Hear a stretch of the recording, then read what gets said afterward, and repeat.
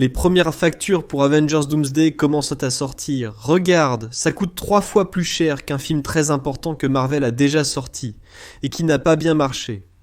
Après, c'est une vidéo de contenu, attends un peu.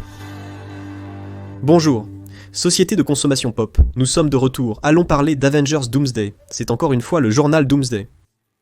Il y a cet article ici dont je vais vous parler à propos du conte. L'addition commence à arriver.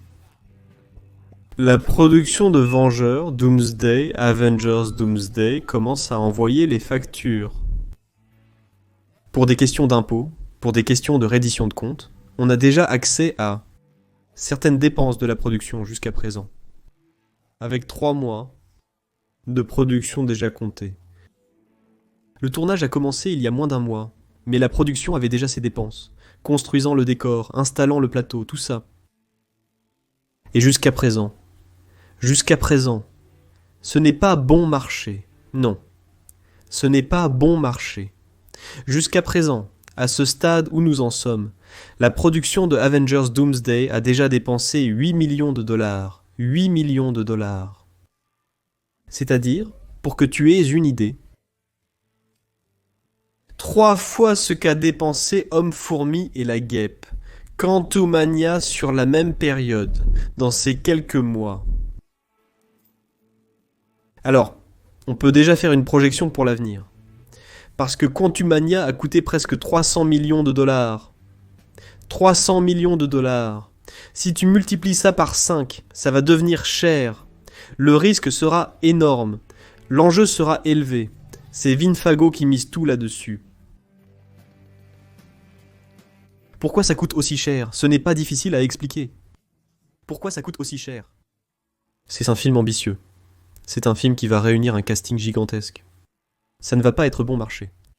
Beaucoup d'acteurs ont peut-être commencé en étant peu chers, mais maintenant ils sont déjà bien payés. Des millions de dollars pour être là-bas. Par exemple, on suppose qu'on a offert à Robert Downey Jr. 50 millions de dollars rien que pour apparaître. Avec l'Oscar en main, tu vois, que le gars peut négocier pendant que la société est en train de couler.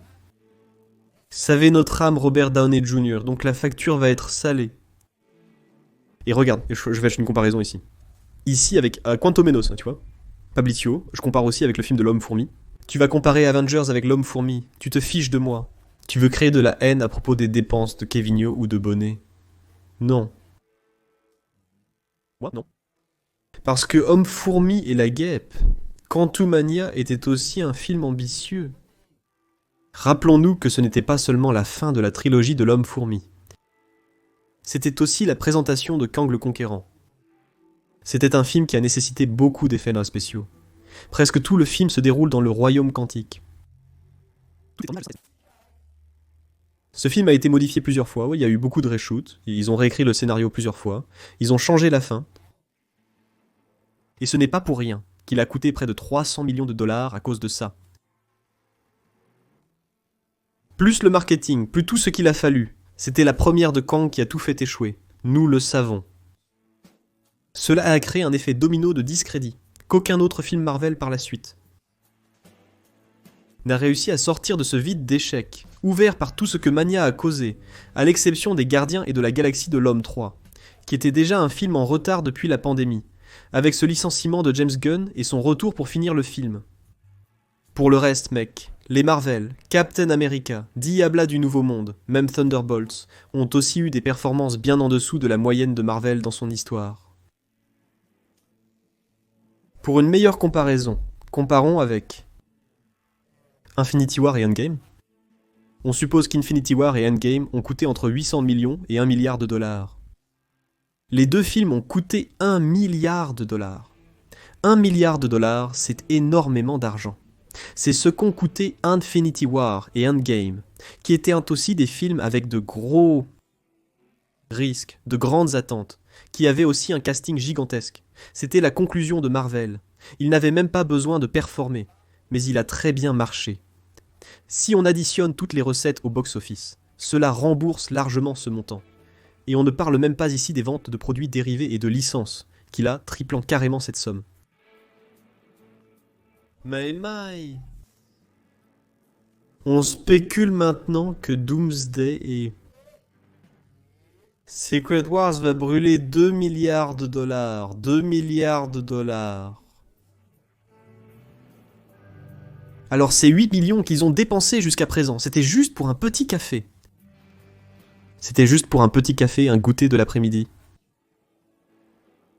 Tu sais, location de studio, 8 millions, je trouve ça peu pour un film qui, à la fin de sa production, va coûter 2 milliards de dollars. Quand les cachets sortiront, quand la grosse partie des effets d'eau spéciaux arrivera, il faudra engager les studios et tout, faire toute la post-production du film, sans compter le marketing et la promotion. 2 milliards. Il va falloir en rapporter plus de 2 milliards aussi. Tous les deux, n'est-ce pas ? Ce n'est pas quelque chose d'impossible pour Marvel. D'ailleurs, ils ont déjà rapporté plus que ça. Mais ça va être une comptabilité qui va se jouer sur le fil du rasoir. Ça va se jouer sur un fil étrange. C'est vraiment bizarre d'investir 2 milliards dans des films. On va voir ce que ça va donner. Les gens disent « Ah, ça va coûter autant. Il va falloir rapporter autant. » Mais personne ne se soucie de la qualité du film, n'est-ce pas ? La qualité du film passe au second plan. Les gens pensent plus au résultat qu'à la qualité du film. Oui, Thunderbolts, par exemple, a été bien accueilli par le public, bien accueilli par la critique, mais il n'a pas fait un bon box-office. Il a eu des résultats moyens, un peu au-dessus de ce qu'on attendait. Ce n'est pas un grand succès, ce n'est pas un grand phénomène, mais c'est un film qui a sa qualité.